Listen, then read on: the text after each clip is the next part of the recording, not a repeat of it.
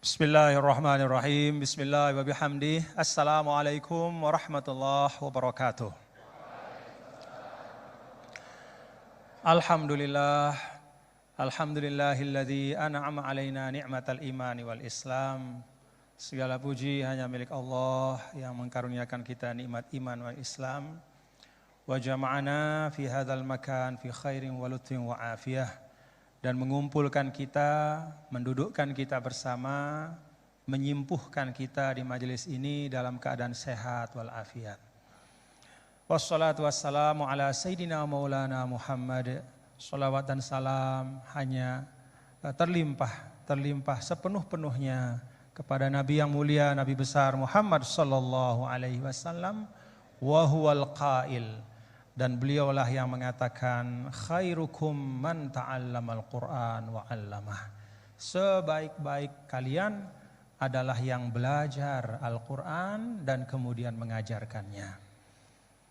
Allahumma shalli wa sallim wa barik alaihi wa ala alihi wa ashabihi wa man tabi'a hudah ila yaumiddin, amma ba'd. Yang sama-sama kita hormati dan kita muliakan guru kita yang sekarang tengah dalam perjalanan, yaitu Al-Mukarram Kiai Haji Bahauddin Nur Salim, ya, Gus Baha. Tadi katanya TGB, Tuan Guru Baha. Ya, benar itu, pas ya. Alhamdulillah. Kita doakan mudah-mudahan beliau yang sedang dalam perjalanan bisa selamat, sehat sampai dan insya Allah berbagi ilmu dengan kita semua. Bapak Ketua Badan Wakaf yang saya hormati, Bapak Rektor, Bapak-bapak para pembantu Rektor, dan para cerdik cendikia yang ada di belakang saya yang tidak dapat saya sebutkan satu persatu, semua saya hormati, saya takzimi. Para hadirin dan hadirat sekalian, Bapak-bapak dan Ibu hadirin jamaah ngaji bareng pada pagi hari ini. Mudah-mudahan kita semua dirahmati Allah. Bapak Ibu, dulu seorang guru saya, Syekh Abdul Ghafur Mustafa almarhum. Beliau mengatakan bahwa risalah agama itu kalau diringkas dalam satu kalimat, Risalatul Islam adalah is'adul insan fid dharain. Jadi Islam itu datang adalah is'adul insan fid dharain, yaitu untuk membahagiakan manusia di dunia maupun di akhirat. Beliau mengatakan semua maqasidus syariah, termasuk tentu sumber utama kita berislam, yaitu Al-Quran. Dan juga hadis atau sunnah Rasulullah sallallahu alaihi wasallam itu dihadirkan oleh Allah dalam ruang kehidupan ini. Al-Quran itu kan kalamullah yang qadim, ya. Kalamullah yang qadim itu bahkan yang melekat pada zat Allah.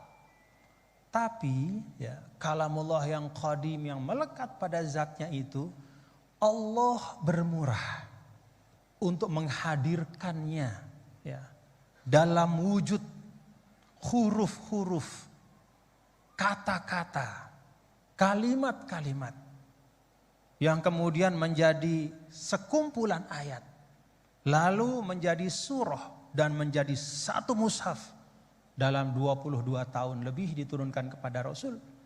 Itu adalah untuk membahagiakan manusia. Ini perlu kita ingat. Perlu kita ingat karena memang terkadang ya,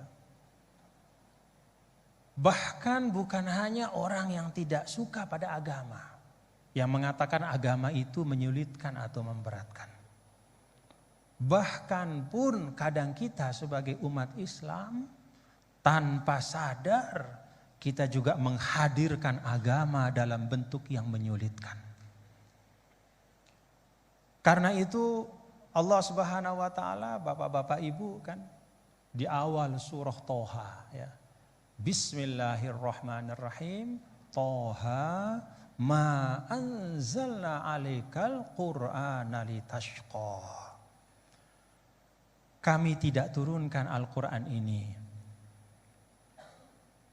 untuk kemudian membuatmu itu kesulitan. Jadi Al-Quran ini bukan hendak memberatkan hidup kita, Bapak-Bapak Ibu.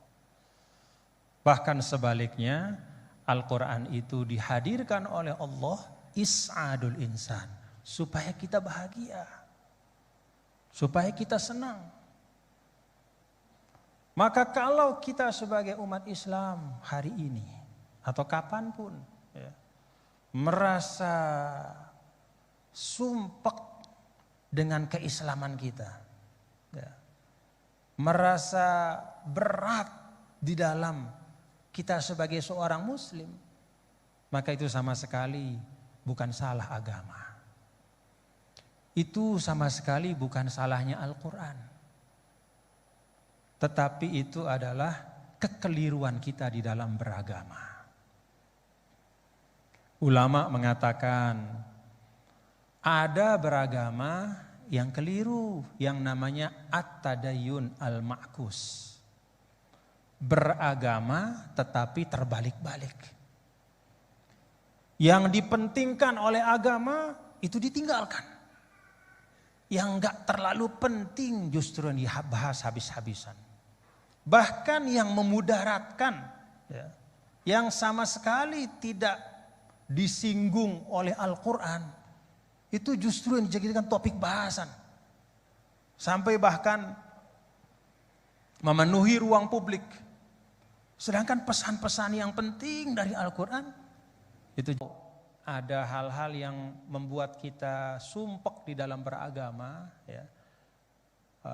Kalau ketika kita mendekat kepada agama itu kok rasanya semakin berat gitu ya. Mungkin ya karena keberagamaan kita itu yang disebut oleh para ulama at-tadayyunul ma'kus. Jadi beragama cuman kebalik-balik gitu. Yang penting ditinggalkan, yang enggak penting yang dibahas habis-habisan. Nah, saya pikir dari beliau, dari guru kita nanti kita akan simak ya ngaji bareng. Karena Gus, saya terus terang nggak ngerti ya ngaji bareng ini awalnya konsepnya kayak apa. Makanya di mobil tadi saya tanya, ini maksudnya masing-masing ngomong aja gitu atau kayak gimana? Yang saya tanya mal mas'ul bi a'lama minasail, dia lebih nggak ngerti lagi dibanding saya. Dia tengok-tengok gitu, terus dia bilang pokoknya ini katanya terserah nanti Gus Baha mau kayak gimana aja. Oh ya sudah. Kalau gitu dia matbu, saya tabi. Begitu. Kalau gitu kita ikutin beliau. Nanti saya menyesuaikan kepada beliau.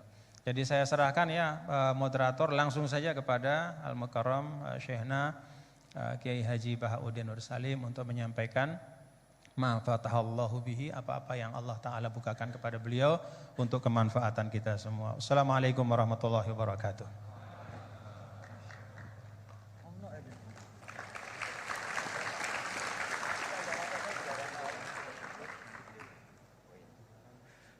Baik, karena ada perubahan di tengah-tengah gitu kan. Baiklah, kami berikan waktu tadi Gus, sempat kami singgung bahwasanya di sini ada 2 TGB, Tuan Guru Bajang dan Tuan Guru Bahak gitu kan.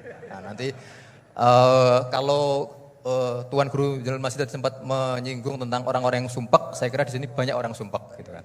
Karena Gus Bahak itu kadang agak unik, kalau ngaji beliau itu kadang ada hal-hal yang kita lupa akan urusan duniawi, lupa akan urusan kejombloan kita, lupa akan urusan istri-istri kita gitu kan. Nah kadang orang-orang yang punya istri itu lari dari rumah mau ngaji bareng Gus Bahak. Dan istri yang pernah ikut ngaji Gus Bahak kadang akan memberikan izin langsung. Mau kemana mas? Mau ngaji Gus Bahak, langsung izin keluar dari rumah. Ini seperti itu. Jadi karena tadi bahwa dengan ngaji Gus Bahak tadi bisa menghilangkan sumpek meskipun secara temporer, nanti keluar dari kahar sumpek lagi, nah, seperti itu. Baik, waktu tempat kami persilahkan kepada Gus Bahak untuk memulai kajian ngaji tafsir Al-Quran. Kalau tadi kalau dengan beliau pokoknya beliau terserah mau seperti apa, monggo.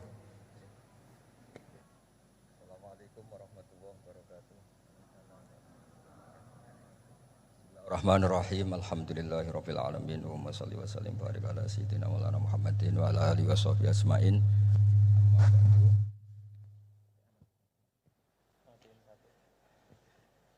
Alhamdulillah nih ngaji bareng juga, nggak ngerti polanya juga. Ya, yang terhormat nih wonten Bapak Rektor, wonten Mas Zainul Masdi, wonten Ketua Badan Wakaf, Mas Warsono Muhammad, sedang saya hormati. Ini katanya untuk bahagia. Jadi saking pentingnya untuk bahagia itu sampai Allah itu kadang ngendikan hal yang nggak penting, tapi menjadi penting karena untuk bahagia. Jadi kalau Allah tanya Nabi Musa ketika ketemu dipanggil itu, wa ma tilka biyaminika ya Musa, yang kamu bawa itu apa? Padahal ketika dipanggil itu kagetnya bukan main. Misalnya pegawai UI dipanggil rektor itu kagetnya bukan main. Bawaannya rektor itu mesti nyalahkan. Mesti pikirannya orang itu mesti ketua badan wakaf ya sama. Mesti mau negur atau apalah. Nah, bawaan orang dipanggil atasan itu grogi, maka Allah ngendikan yang rileks. Kamu bawa apa? Gitu. Yang kamu pegang tangan kanan kamu itu apa? Masa Allah tanya sekedar gitu kan karuan. Wong kita manusia saja tahu yang dibawa Musa itu apa tong? Kok Allah malah tanya? Banyak analis, banyak mufassir, banyak ahli hakikat yang berpendapat Allah itu menghilangkan groginya Nabi Musa. Sehingga tanya yang ringan-ringan. Jadi saya mohon ini pimpinan di sini juga kalau tanya anak buah yang ringan-ringan. Wes sarapan. Jadi kalau sok-sokan disiplin itu bukan sunnatullah, saya jamin itu. Apalagi tanya saya, kenapa Gus terlambat? Mulai saya pulang gitu. Tuhan yang Tuhan saja sebaik itu kok rektor sama badan wakaf kok sekeras itu gitu. Jadi ini bukan gojlok supaya jadi orang yang dekat Allah gitu. Jadi ditanya, wa ma tilka biyaminika ya Musa. Kamu bawa apa ke sini? Yang di tangan kanan kamu itu apa? Nabi Musa jawabnya ya lucu ya sederhana. Ini tongkat Gusti. Tak pakai menggembala kambing, tak pakai ini itu. Bisa masih bilang dan lain-lain. Kayak laporan keuangan dulu. Kalau susah nerangkan itu dan lain. Terakhir ditutup waliya fiha ma'aribu ukhra dan masih ada lagi yang lain. Di depan Allah. Kamu lapor audit di badan wakaf. Diterima enggak laporan lain-lain itu? Ini teman saya lama ini. Saya di UI itu sudah lama, cuma inginnya dikenal Allah, tapi sekarang malah dikenal rektor. Aduh repot agak. Saya dulu dari anak Profesor Zaini itu mulai 2000, tahun 2000. Dekat sekali dengan saya. Sering ke rumah saya, ke kontrakan saya, karena diskusi tafsir. Dan saya ikhlas sekali, tidak ingin dikenal rektor, badan wakaf siapapun. Karena keluarga saya itu, bapak saya itu wali. Jadi kalau wali itu kepinginnya dikenal Allah. Tahu-tahu diturunkan derajatnya, disuruh kenal rektor, kenal badan wakaf. Jadi ini ada pemakhlukan. Ya ada pemakhlukan. Turun dulu baru naik. Ya. Jadi saya artinya gini, saya di sini itu sohibul bait. Jadi tadi Mas Masdi itu keliru kalau nanti saya ngisi. Saya ini sohibul bait, nanti yang ngisi ini. Maksudnya seperti itu maksudnya. Jadi, karena tuan rumahnya saya Pak Warsono. Ya ini tamu ya. Tapi ternyata pemakhlukan itu penting. Di dalam ilmu tafsir diantaranya itu dikenal namanya tanazzulatul maula. Allah itu menurunkan martabatnya. Allah sebagai Tuhan tentu tidak pernah menghutang kita, tidak pernah merasa dikasih karena semuanya itu milik Allah. Tapi Allah untuk memotivasi orang amal itu ngendikan Allah man dzalladzi yuqridu waha qardan hasana. Siapa yang mau menghutangi saya? Allah itu tentu tidak butuh hutang kita karena kan semua milik kita itu milik Allah. Tapi supaya orang termotivasi amal, merasa superior, merasa heroik, saya mau menghutangi Allah, saya mau menolong Allah. Padahal Allah huwan nasir, Allah ni'mal maula wa ni'man nasir. Tapi Allah mengistilahkan dirinya intan suruwaha, jika kalian menolong Allah. Wahal yahtaju ilan nasri, tentu Allah tidak butuh pertolongan kita. Tapi itu tanazzulan. Allah yang Tuhan saja menurunkan derajatnya untuk komunikasi dengan manusia. Artinya kalau saya makomnya sudah fana kenal Allah, saya juga ikhlas turun derajat kenal rektor gitu. Jadi itu insya Allah tidak masalah. Gitu. Ben sampean pernah dengar ilmu hakikat memang gitu. Jadi saya ini memang sudah sering cerita ke Pak Fajar, Pak Sadeli, Pak Junaid. Saya ini sudah daftar ingin jadi resi lah. Saya sudah nggak pernah keluar, saya di rumah ngaji. Tapi ngaji kalau ngaji terus ya. Saya belum pernah nggak ngaji. Satu hari minimal ngaji 4 kali. Ngaji fikih yang saya sering itu fikih karena Mbah Basa memang ahli usul fikih. Dulu pertama Profesor Zaini melibatkan saya ini cerita ke Mas Majdi itu gara-gara beliau itu profesornya itu sastra, adab, di Al-Azhar itu adab. Iya, Zaini. Orang tua rektor. Iya. Nah, karena jurusannya ada, beliau memang pakarnya kalau menghaluskan bahasa. Tapi masalahnya di Quran kan banyak fikih juga, dan beliau cari ahli fikih. Singkat cerita, entah gimana ceritanya, Allah yang mempertemukan ketemu saya. Nah, kenapa kita butuh fikih, tidak sekedar kesusastraan atau ilmu adab? Karena ada tafsir atau fikih dalam Quran yang mau tidak mau harus difikihkan. Misalnya begini, wa antasma'u bainal ukhtain. Kamu tidak boleh menikahi sekaligus mbak dan adiknya atau adiknya dan mbaknya. Jika Anda berpikir Quran itu hanya Quran, maka berarti apa boleh menikahi misalnya Sri dengan buliknya, Sri dengan budenya. Padahal tidak boleh juga. Tapi faktanya Quran hanya ngendikan wa antasma'u bainal ukhtain. Sebab itu zaman Rasulullah SAW sugeng itu nambahi wala binal mar'ati wa ammatiha wala binal mar'ati wa kholatiha. Juga tidak boleh menikahi Sri dan budenya atau Sri dan buliknya. Dan kebetulan Nabi itu tidak menambahkan wala binal mar'ati wa jaddatiha. Karena kayaknya itu nggak usah dilarang, ya sudah lucu aja gitu. Masa kamu nikahi perempuan umur 17 terus minat mbahnya umur 70. Lah itu kalau sampai butuh dilarang ya Anda perlu berobat itu. Tapi kalau bulik kan kadang masih menarik. Orang-orang kayak gini itu misalnya nikah umur 17, buliknya cantik umur 30, minat enggak? Jadi artinya butuh dilarang untuk enggak minat itu butuh dilarang gitu. Tapi kalau mbah ngono kok ditakok. Nah, ngono kok ditakok. Ini pakarnya. Ini tetangga saya orang Bojonegoro, dulu benderanya Profesor Zeni juga. Artinya andai kan tidak ada usul fikih ini mimbabi itlaqil ba'di wa iradatil qul. Meskipun usul fikih itu yang menginduk ilmu balaghah, ilmu ini itu. Jadi Allah menyebut bainal ukhtain artinya diganti bainal mahromain. Jadi ukhtain itu ibaratun atau itlaqul ba'di, yaitu ukhtain mewakili kata mahromain. Dua perempuan yang punya hubungan mahram tidak boleh dinikah bersamaan untuk orang-orang yang poligami. Ini penting supaya semua tafsir juga gitu, lafat-lafat yang ada mahdzufnya itu kita jaga, baik itu secara keilmuan maupun secara fikih. Keilmuan misalnya begini, orang yang dilaknati Allah, mal'anahu wa ghadiba alaihi, di antaranya diteruskan wa ja'ala minhumul qiradata wal khanazira wa abadat tauhid. Lalu misalnya secara penelitian tidak pernah ada makhluk manusia yang dulu jadi kera. Tapi melihat ayat itu seakan-akan itu pernah ada periode atau kejadian di mana manusia itu dirubah jadi kera. Wa ja'ala minhumul qiradata. Mau tidak mau kita butuh perangkat ilmu lain yang namanya balaghah. Itu orang Jawa, itu kalau dilangkai kakinya itu hanya bilang kayak kera. Orang nggak sopan tuh katanya kayak kera. Tapi kalau dilangkai kepalanya langsung oh dasar ketek itu, dasar kera. Artinya dalam ilmu tasbih, kalau kemiripannya itu biasa itu masih disebut ka seperti. Tapi kalau mirip banget perilakunya itu kafnya dibuang. Sehingga orang yang tuli banget terhadap kebenaran Allah bilang summum bukmun umyun. Orang kafir itu summun, tuli misalnya. Bukmun ada bisu. Padahal faktanya mereka bisa mendengar, bisa ngomong, bisa bicara. Tapi saking tidak pernahnya mau mendengar kebenaran, di redakseknya summun, bukan kasumi tapi summun. Begitu juga di bab madh memuji. Kalau orang agak ganteng, mungkin saya kalau muji Mas Masdi hanya kalkomar, muji Pak Rektor paling ya kalkomar. Tapi kalau muji Nabi langsung komarun, anta samsun, anta bedrun, karena gantengnya kelewat, sehingga kaf tasbih sepertinya itu dibuang. Nah, andai kan tidak ada fakta manusia itu pernah dirubah jadi kera di era itu, andai kan itu nggak ada, kita sendiri juga nggak tahu. Kita masih bisa menganalisis dengan teori balaghah. Jadi wa ja'ala minhumul qiradata kal qiradah. Mereka atau mislal qirodah, mereka dijadikan Allah laksana kera, tidak berakhlak, tidak beretika, tidak bermoral.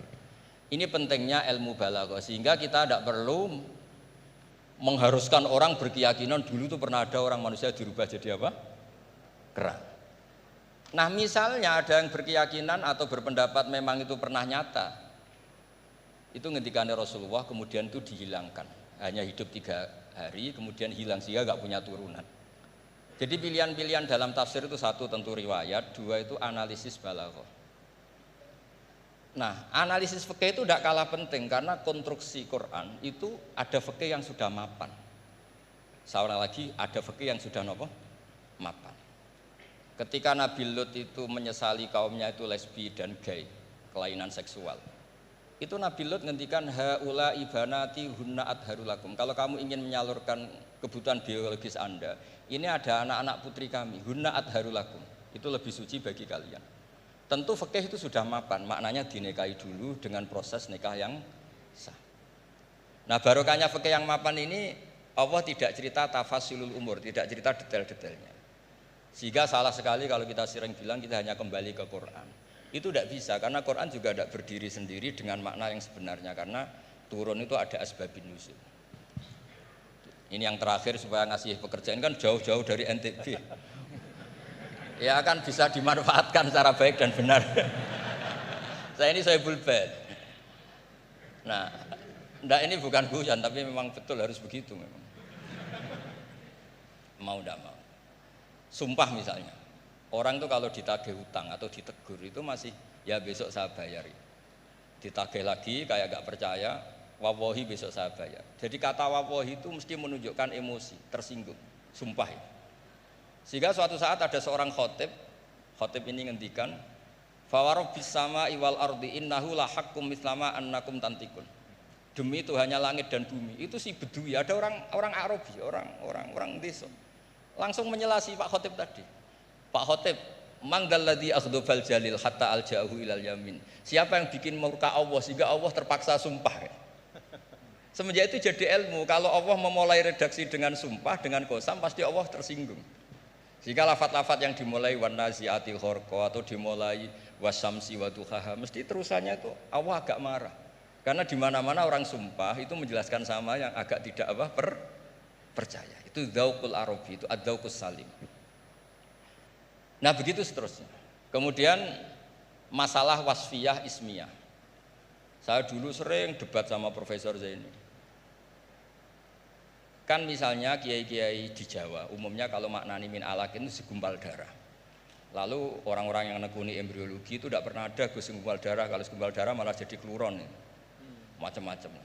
Katanya Quran itu mesti benar, ini ada segumpal darah. Kata saya segumpal darah itu bahasa Indonesia, Quran itu bahasa Arab. Tidak akan ada itu di Quran, kata saya. Tapi ada yang bilang segumpal darah, ya tetap aja itu enggak Quran. Yang Qurannya min alakin, segumpal darah itu bahasa Indonesia. Quran tidak ada yang bahasa Indonesia, kata saya. Nah tapi itu bisa dianalisis pakai balaghah atau pakai teori madatul kalimah. Min alakin itu dari kata aliko ya'liku alakon, sesuatu yang menempel. Jadi kalau di proses embriologi, misalnya ada apa yang menempel dalam ilmu itu, yaitu yang jadi rahim, jadi anak. Atau pakai ilmu balaghah, min alakin tetap maknanya segumpal darah, tapi maknanya itu tangkis atau tahkir. Manusia itu sombong. Padahal materinya sama yang sekarang jadi sama dengan materi yang sekarang jadi segumpal darah. Yaitu kita yang seperti ini materinya ya sperma, segumpal darah yang seperti itu juga materinya sperma. Kok kamu sombong? Materi kamu sama dengan materi min alakin.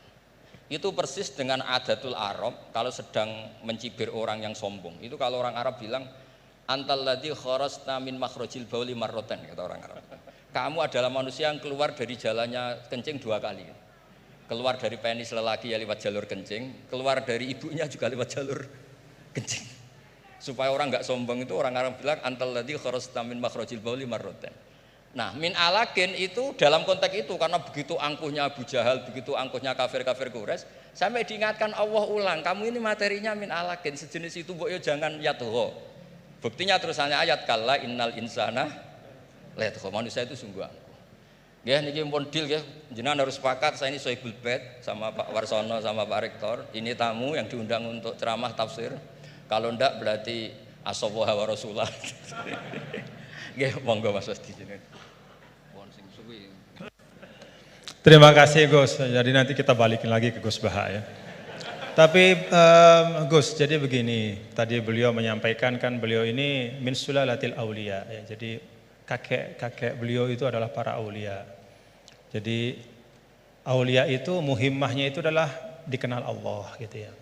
Nah, kemudian beliau bilang bahwa tapi takdirnya sekarang masuk UI ini pengen dikenal Allah malah justru turun jadi dikenal rektor katanya. Tapi Gus itu menurut saya ya, jadi kalau kita bertarekatnya, nah Kan sering ya ketika misalnya kita bicara tentang tarekat ya. Tarekat itu dimaknakan taroki ya. Taroki artinya naik gitu, jalan naik gitu ya. Akhir zaman nih Gus Baha ya dan bapak-bapak ibu, mungkin kita perlu juga bertarekat dalam makna tadani ya, turun. Jadi tarekat bukan hanya jalan naik tapi juga jalan turun. Karena bagi orang di akhir zaman ini kalau hanya tahu jalan naik dan tidak tahu jalan turun itu repot. Ya. Apalagi Pak Rektor dengan Kepala Badan Wakaf ya. Atau para pejabat gitu ya. Tahu jalan naik saja tapi nggak tahu jalan turun gitu ya. Jadi kalau belajar tarekat hanya ingin jalan naik gitu tapi nggak pernah belajar jalan turun, itu biasanya dekat-dekat turun tuh galau. Ya. Ya, jadi galau, bingung gitu gimana cara turunnya gitu ya. Dan memang dulu saya pernah naik Gunung Rinjani juga ya Gus ya, waktu masih mu'alimin dulu, masih sanawiyah aliyah, itu saya rasakan betul gitu bahwa naik gunung itu menantang, ya, sangat menantang. Ya. Bahkan Gunung Rinjani itu ada masa di mana di tengah-tengah itu ada namanya Bukit Penyesalan gitu. Kenapa Bukit Penyesalan? Ya udah nyesel di situ gitu, mau balik udah jauh. Mau terusin juga masih jauh sekali gitu di depannya. Itu Bukit Penyesalan, baina-baina. Tapi ternyata turunnya itu jauh lebih berat. Jadi kalau kita naik itu kan mengandalkan kekuatan otot ya, keluarkan energi untuk menggerakkan. Kalau turun itu kita menggunakan energi untuk menahan dan itu jauh lebih berat. Ya, jadi menahan pada saat turun itu jauh lebih berat daripada ketika menanjak ya.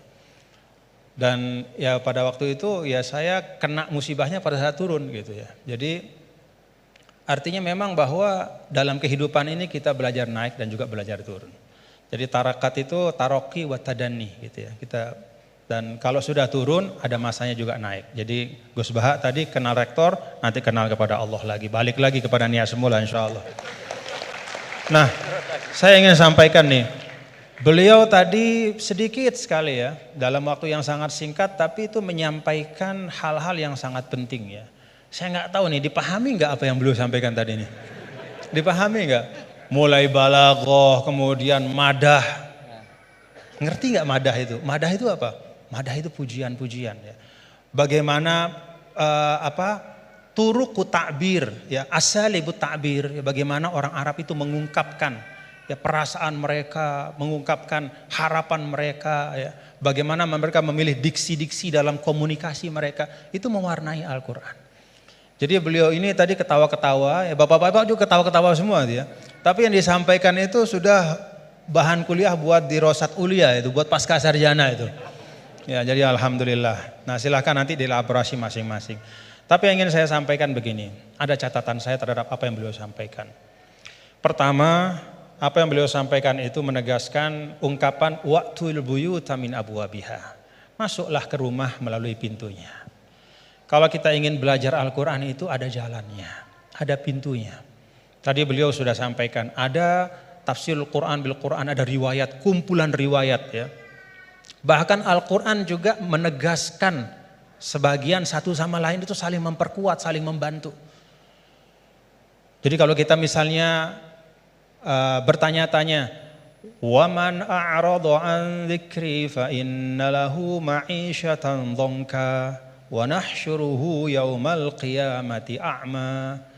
Kata zikri itu maksudnya apa gitu? Karena kata zikr itu kan dalam Al-Quran luas ya. Apakah zikr itu adalah zikrullah, subhanallah, alhamdulillah, wa la ilaha illallah. Sehingga ayat itu artinya siapa saja yang berpaling dari mengingat Allah, maka hidupnya akan menjadi sempit, akan sumpek, akan resah. Atau zikri di situ maknanya adalah Al-Quran. Ya. Sehingga artinya adalah barang siapa yang memalingkan dirinya dari pesan-pesan Al-Quran, maka hidupnya akan disorientasi. Bagaimana kita mengambil pilihan di antara dua makna? Nah, kita lihat.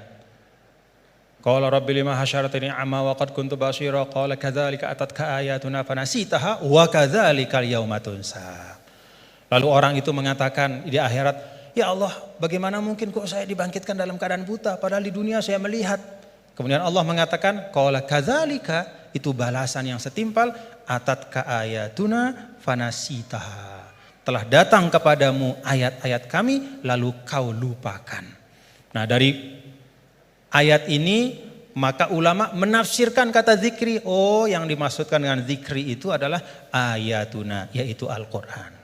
Nah, ini yang disebut dengan Al-Quran yufassiru ba'duhu ba'duhu. Dia saling menafsirkan. Baik itu penafsirannya datang segera setelahnya, ataupun di ayat-ayat yang lain seperti yang Al-Mukarram Ki Haji Bahauddin sampaikan. Ada yang di bagian yang lain, baik itu secara nas, secara sharih ataupun secara dilalah, secara tunjukkan isyarat. Ketika misalnya Nabi Adam alaihissalam, Allah Ta'ala sampaikan fatalaqa Adam min rabbih kalimat. Allah Ta'ala memberikan, Adam menerima dari Tuhannya kalimat. Fataba alaih. Dengan sebab kalimat yang dia ucapkan itu, Allah ampuni dosanya, kekeliruannya. Apa kalimat itu? Oh, ada di ayat yang lain. Rabbana zalamna anfusana wa illam taghfir lana wa tarhamna lanakunanna minal khasirin. Itu pintu memahami Al-Quran. Tadi Gus Bah bilang sampaikan, ada pintunya. Baik itu pintunya adalah riwayat-riwayat dari Al-Quran, dari hadis juga beliau sampaikan tadi. Al-Quran gak dibiarkan sendiri oleh Rasul, tapi didatangkan hadis untuk menyempurnakan. Bahkan ketika dulu ada orang yang mengatakan ini bukan zaman sekarang, zaman dulu sekali. Ba'das sahabah, zaman tabi'in. Saya lupa, mungkin Gus Bah yang ingat riwayatnya secara persis. Ada yang datang kalau tidak salah kepada Al-A'mash, seorang imam besar namanya Al-A'mash. Lalu orang itu mengatakan, ya imam, kenapa kita capek-capek Anda ajak kami untuk baca hadis? Kenapa Anda ajak kami untuk mendiskusikan hadis panjang-panjang? Bukankah sudah ada Al-Quran di tengah-tengah kita?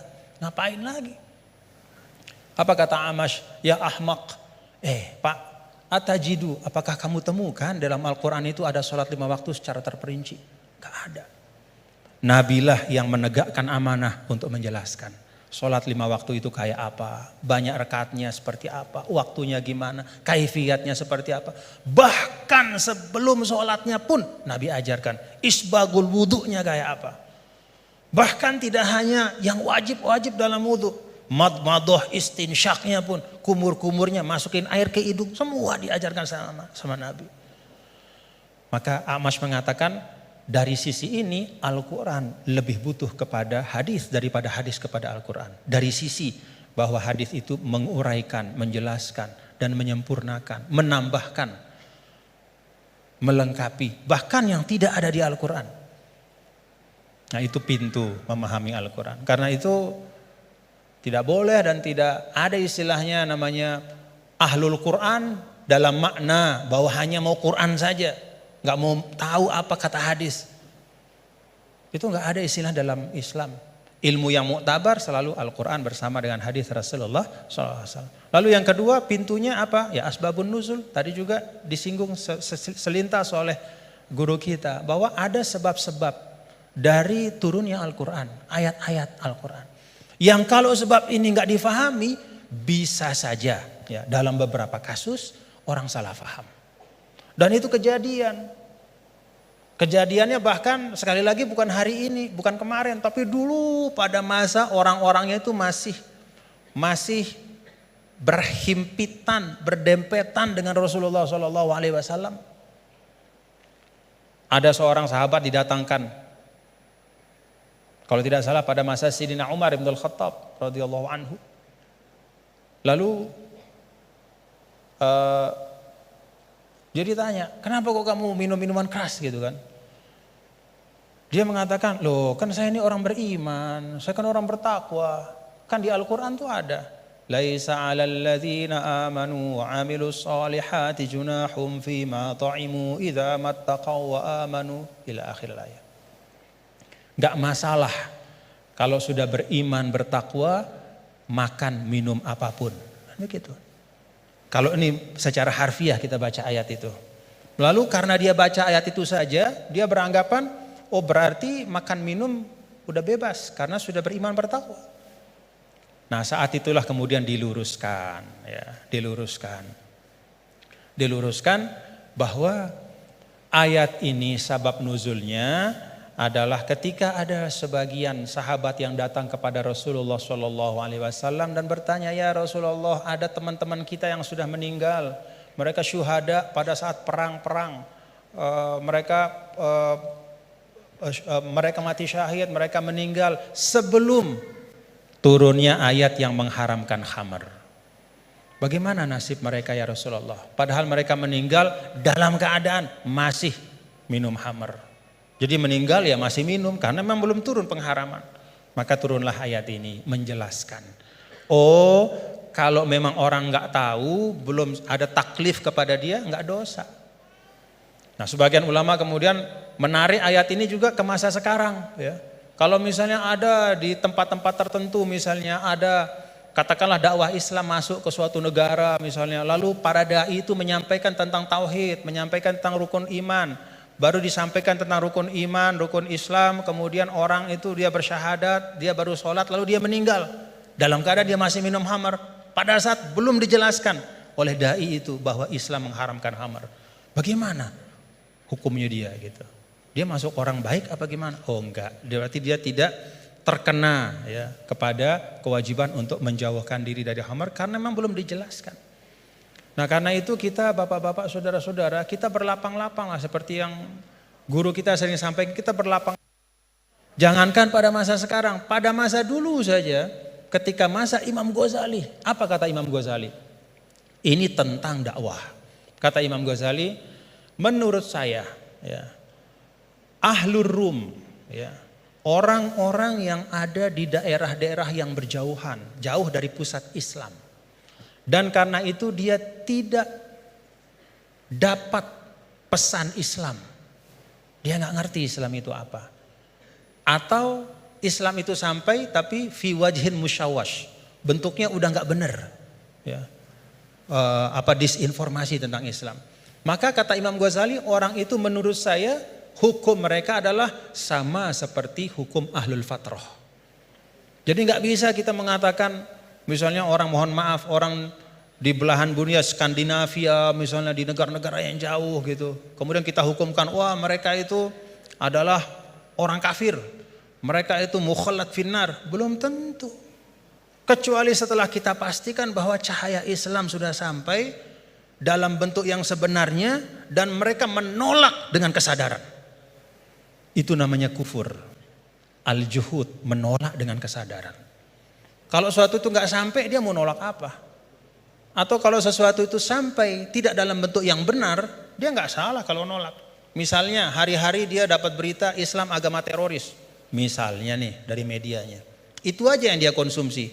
Kita nggak punya dai ke sana karena nggak ada kita yang menguasai bahasa Skandinavia misalnya, nggak ada yang ngerti bahasa Finland, maka kita nggak pergi ke sana. Kita di sini saja di Indonesia, lalu kita hukumkan orang di sana di mana-mana. Hanya karena dia tidak la ilaha illallah Muhammadur Rasulullah berarti kafirun mukhalladun finnar? Enggak, belum tentu. Kata Imam Ghazali bisa jadi itu ahlul fatrah.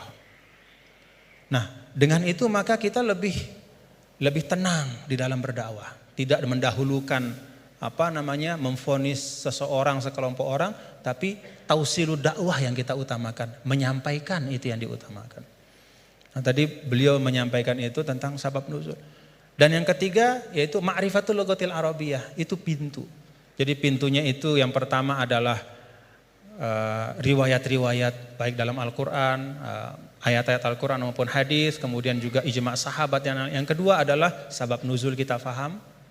Dan yang ketiga itu mengerti ya masalikul Arab, ya bagaimana cara orang Arab bicara. Karena itu juga sangat mewarnai bagaimana Allah Ta'ala ya menurunkan kitab suci Al-Qur'annya.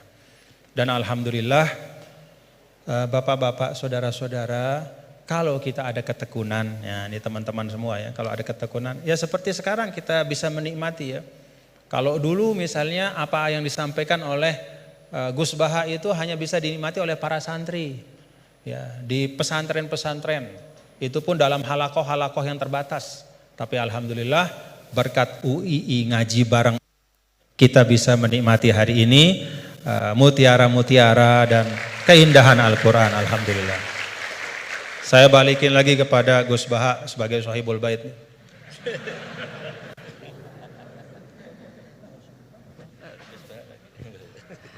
Bismillahirrahmanirrahim, meneruskan konstruksi ayat ya. Misalnya begini, Anda jangan langsung menyalahkan Nabi Adam. Saya ini sering kampanye untuk membela Nabi Adam.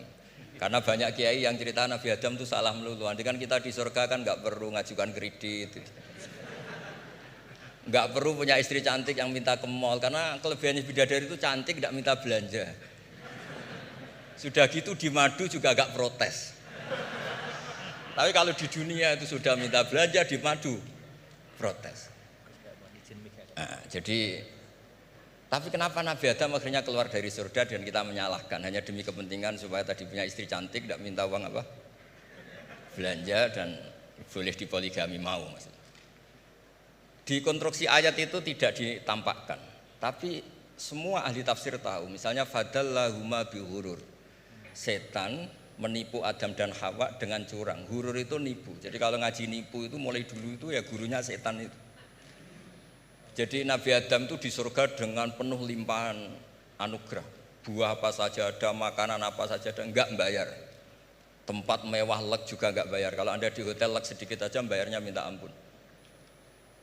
Akhirnya setan itu pura-pura nangis. Nangis terseduh-seduh. Akhirnya Nabi Adam menghampiri. Kenapa kamu nangis? Saya ini iba sama kamu, kasihan. Nikmat begini nikmat, pada akhirnya Anda ini mati. Karena Anda manusia, pasti mati. Kasihan sudah senikmat ini kemudian Anda mati.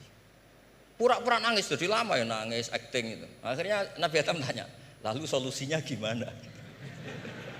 Terus setan tinggal numpangi. Hal adulluka ala syajaratil khuldi wa mulkil la yabla. Kamu mau tak kasih vitamin, makan pohon khuldi. Nanti kalau kamu makan itu terus abadi.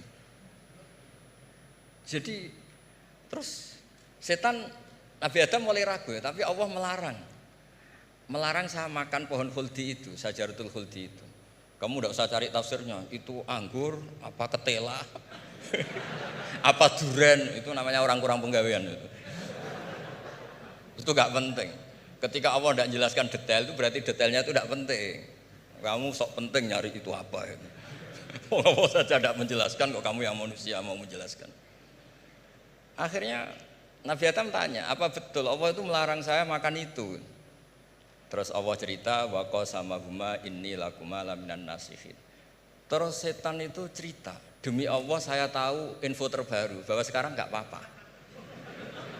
Jadi hukum terbaru itu. Singkat cerita Nabi Adam makan. Ketika makan, berarti setan salah karena menipu Nabi Adam, Adam salah karena makan pohon khuldi tadi. Apa yang terjadi? Allah manggil Nabi Adam. Adam, kenapa kamu makan itu?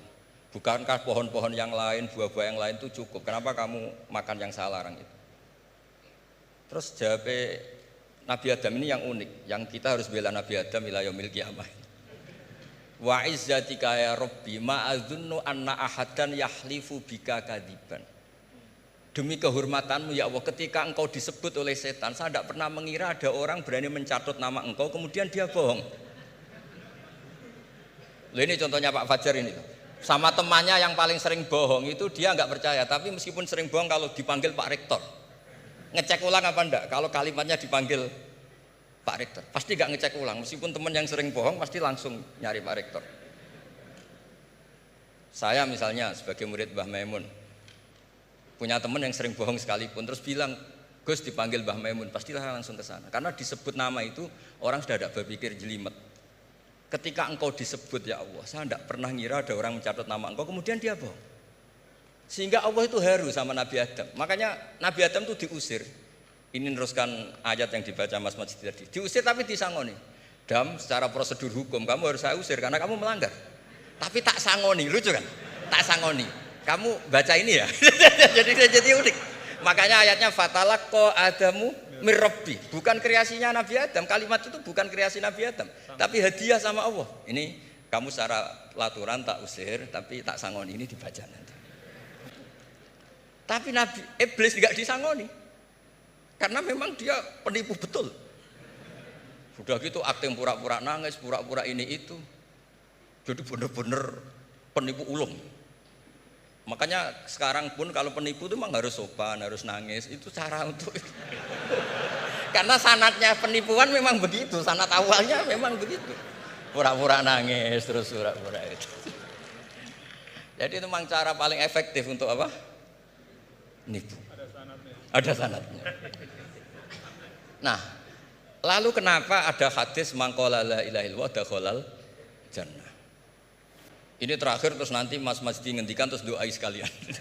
Perintah Sohibul Bait, bukan permintaan, perintah. Perintah itu bukan berarti tidak sopan. Memang bahasa Indonesia itu gitu.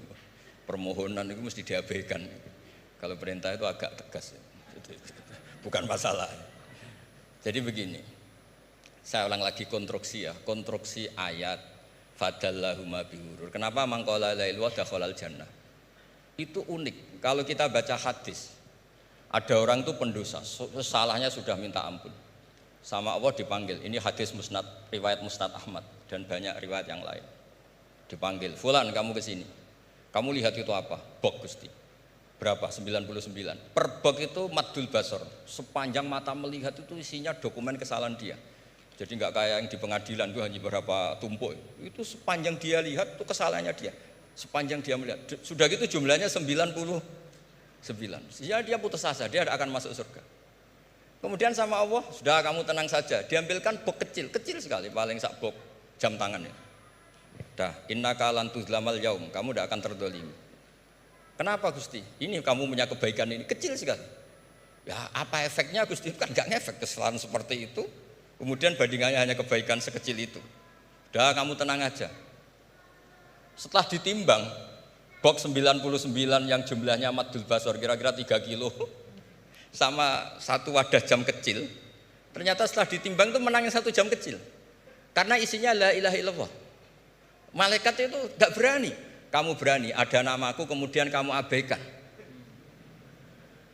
Saya dipanggil 1000 mahasiswa UII sama satu Pak Rektor, Pak Fajar. Kemana arahnya?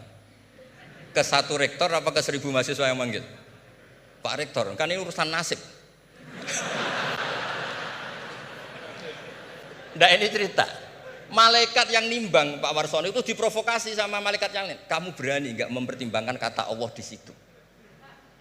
Wah ya tidak berani. Nah, itu disebut fala yaskulu ma'asmillahi ta'ala sayun, dibandingkan asma Allah itu tidak ada yang bisa ngungguli.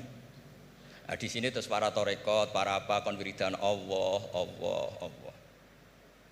Tapi karena kita ini sekarang sudah tidak ngaji malah tanya, gunanya apa sih muni Allah? Lu nyebut pangerane orang gunane. Oh ini sedang nyebut Tuhannya, kok kamu tanya gunanya apa?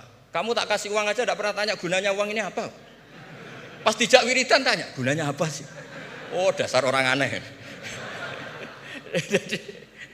jadi logis. Lah Nabi Adam juga sama, ketika disebut asma Allah itu nggak mikir yang lain. Apa setan itu penipu apa enggak, sudah grogi yang manggil Allah langsung. Nah makanya saya mohon kenapa kita memahami mangkana akhiru kalamihi Allah la ilaha illallah dakhalal jannah. Karena dengan itu malaikat gak berani macam-macam. Jadi nanti kalau Anda ketemu malaikat tukang hisab, ayo silahkan abaikan nama Allah. Kalau kamu berani berarti tidak malaikatnya Allah. Masa namanya Allah gak dipertimbangkan? Ya tadi misalnya dosen-dosen UI ada undangan seminar menjanjikan. Enggak seminar menjanjikan tapi yang manggil rektor, milih mana? Kira-kira saja. Milih rektor kan? Karena ini nasib berkelanjutan kan kalau seminar kan. Apalagi ini asmane Allah. Nah, makanya Nabi ngendikan fato satisi jilat wasakula ismuwah. Kemudian bok kesalahan tadi jomplang kalah. Kemudian yang menang hanya asmanya Allah Subhanahu wa taala. Makanya terus disebut sudah Nabi ketika tanya amal apa paling baik ya Rasulullah, gini dzikrullah fisri wal alan gini-gini, dan kamu mati dan kamu hidup walisanu katordun, kamu harus selalu ingat Allah taala. Lah dene saya sekarang itu sudah biasa ingat Allah terus disuruh ingat rektor, ya muga-muga itu tugas dari Allah juga. Saya tidak tahu apa benar apa tidak tahu. Tapi yang jelas saya tidak jenis orang yang apa ya terus nganggep apa dunia penting betul, tapi yo penting lah gue sanggup mati. Tapi yang jelas supaya sampean ngerti madhab saya, karena ini ngaji dan saya punya niat baik, maka saya ungkapkan cara berpikir saya. Jadi sampean tidak usah kaget. Mungkin namanya kan mengabaikan kesalahan, cara berpikir nggak gitu. Kita punya riwayat sahihah bahwa ketika malaikat mengabaikan semua kesalahan ini karena nggak berani memperbandingkan asmane Allah dengan yang lain. Makanya disebut di akhir hadis fala yaskulu ma asmillahi ta'ala syai'un. Ketika sudah nyebut Allah harus dianggap selesai. Nggak boleh habis nyebut Allah mau mati kredit, nggak boleh. BPKB di bank ini nggak boleh. Nanti akhir hayatnya bilang BPKB bukan Allah. Nggak harus kata Allah itu mengunci. Disebut akhiru kalami. Lah kalau sampean tanya, kenapa itu menjadi penting? Karena tadi malaikat tidak akan memperbandingkan Allah dengan yang lainnya. Makanya ketika ulama-ulama sufi, kalau kamu habis salah istighfar, nanti di sohifah kamu akan ditulis habis salah, salah. Terus di belakang ditulis, tapi setelah itu dia bilang astagfirullahaladzim. Nanti malaikat tinggal aja kamu teror. Kamu mempertimbangkan Allah apa yang itu? Ini tak ajarin. Kalau tepak ya kamu didengar, kalau tidak malah digebuki. Tidak tahu saya. Tapi itu ijazah resmi ini hari ini. Hadisnya akurat. Ijazah. Nggih ngoten mawon kok nak kesuwen kepinteran nyanyi kula. Assalamualaikum warahmatullahi wabarakatuh.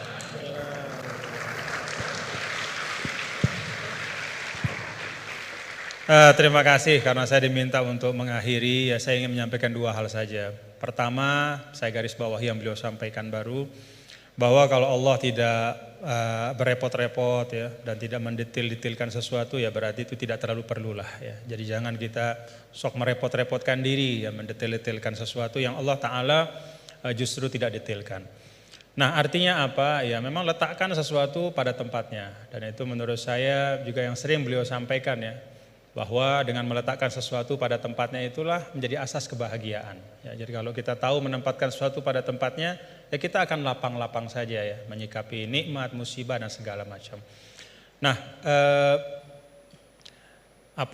kalau kita lihat nih, pertanyaannya apa sih yang dipentingkan oleh Allah dalam Al-Quran? Ya, kalau kita lihat, ya tentu Allah Ta'ala yang maha tahu apa-apa yang paling penting, yang paling utama. Ya, pokok-pokok akidah, kemudian pokok-pokok ritual ibadah.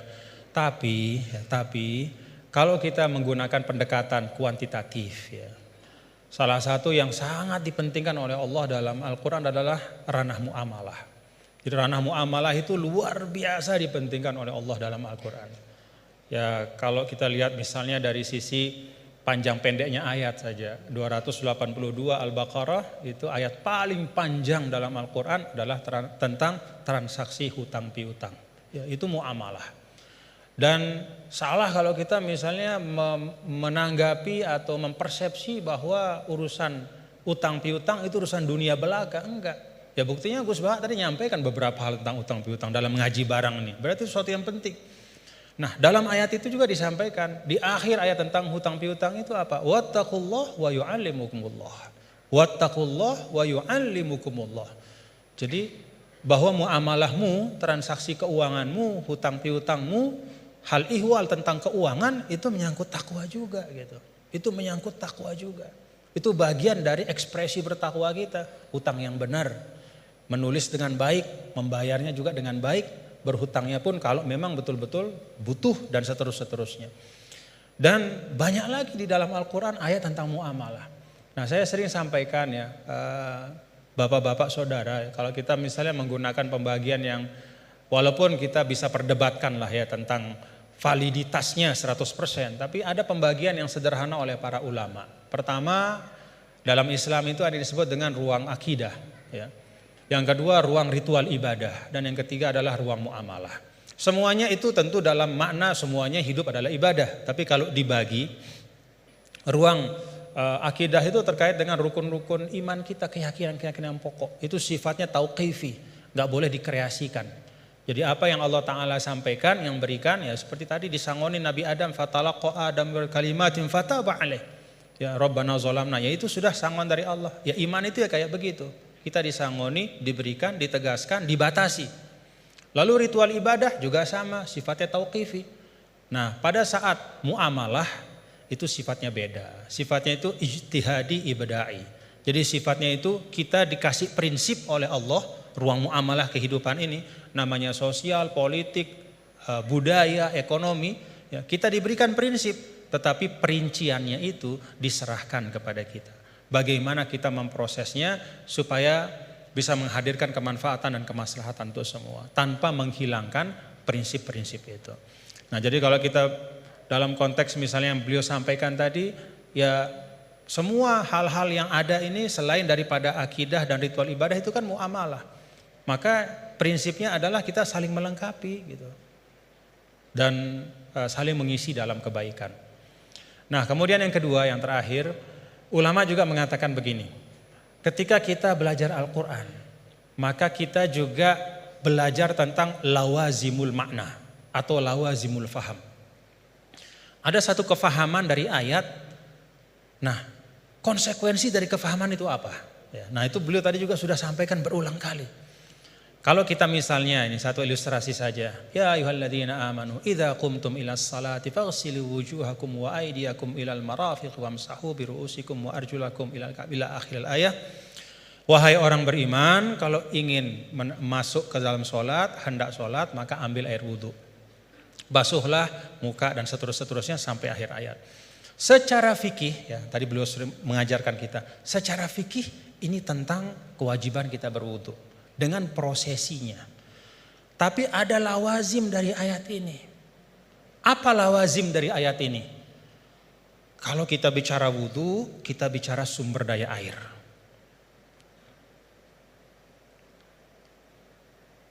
Kita bicara tentang wudhu, kita bicara tentang ekosistem kehidupan.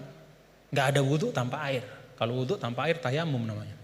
Gak ada wudhu tanpa air. Maka apa arti lawazim dari ayat ini? Jaga sumber daya air itu. Kalau dalam konteks misalnya pasal 33 Undang-Undang Dasar 1945, apa kata sumber daya alam dan semua yang menyangkut hajat hidup orang banyak dikuasai oleh negara, itu juga bagian dari lawazim makna ayat ini. Dalam arti apa? Negara, kita semua secara kolektif, ayo kita jaga sumber daya air, tidak boleh dimiliki hanya oleh sekelompok kecil saja sehingga orang kesulitan untuk memanfaatkannya. Dan pada ujungnya jangan-jangan nanti bisa orang kesulitan untuk menegakkan sholat karena nggak bisa wudhu. Karena sumber daya air itu dikooptasi oleh kelompok tertentu misalnya. Itu lawazimul ayat. Ketika Allah Ta'ala misalnya, ya ayyuhalladzina amanu idza nudiya lis-salati min yaumil jumu'ati fas'au ila dzikrillah wa dzarul bai'. Wahai orang-orang beriman, kalau udah waktunya Jumatan itu maka segera datang ke masjid, tinggalkan perdagangan. Apa lawazim dari ayat ini? Kata para ulama, lawazim dari ayat ini adalah ya bahwa Allah tidak akan bicara tentang perdagangan. Allah tidak berbicara tentang sesuatu yang penting ya, yang bisa mengalihkan ya, seseorang dari ibadah. Ya, kan di sini diletakkan orang kalau terlalu cinta berdagang, ya, maka dia nggak mau ninggalin bisnisnya untuk sholat gitu. Karena time is money. Bagi dia 5 menit. Ketika sholat itu kalau udah transaksi entah berapa duit misalnya gitu. Nah, ada lawazim dari ayat ini kata para ulama bahwa ya perdagangan harus diisi oleh orang-orang gitu, yang tidak hanya memikirkan profit sementara di dunia, tapi dia juga memikirkan fungsi spiritual dari harta itu. Siapa itu? Ya orang beriman. Dengan kata lain ya orang Islam disuruh untuk aktif dalam berdagang. Karena ketika perdagangan itu diisi oleh orang-orang yang tidak punya pandangan lebih dari dunia, kalau kata orang Sasak enggaknya cuma dia pandang dunia saja, ya dia tidak akan mungkin bisa menunaikan pesan ayat ini. Jadi ayat ini bisa ditunaikan pesannya adalah oleh orang-orang yang ketika dia hidup di dunia beraktivitas di ekonomi, ya, membangun kapital, membangun bisnis, tapi pada saat yang sama dia juga meletakkan itu semua menjadi bagian dari ibadahnya kepada Allah. Jadi ayatnya tentang ibadah sholat Jumat, tapi pesannya di sana adalah isi ruang bisnis itu, ikhtiarkan supaya ruang-ruang ekonomi itu terisi oleh orang-orang yang ngerti bahwa dunia ini adalah jalan untuk mencari kebahagiaan yang lebih hakiki, itu di sisi Allah Ta'ala. Jadi itu 2 hal yang mungkin saya ambil dari beliau tadi. Kita pentingkan apa yang memang penting, dan yang kedua kita pahami ayat itu tidak hanya dari sisi teksnya, tapi dari konsekuensinya di dalam kehidupan kita. terakhir bicara tentang sanad. Nah, saya ada satu hal, kalau saya pertama kali saya ketemu sama Gus Baha, ya, melihat beliau ya. Ada enggak bapak-bapak, saudara-saudara melihat dari beliau yang beda? Ciri khasnya.